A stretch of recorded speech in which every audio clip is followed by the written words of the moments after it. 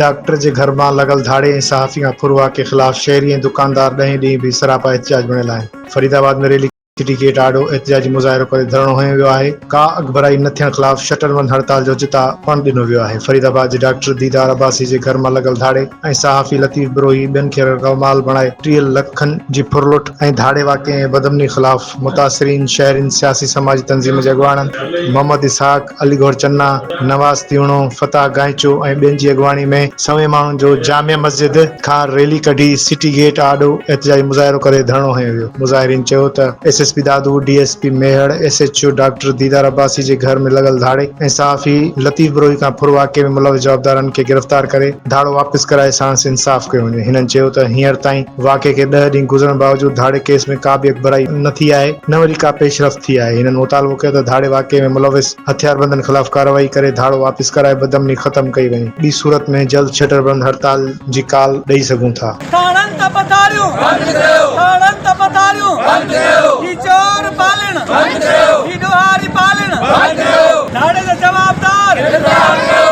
जवाबदार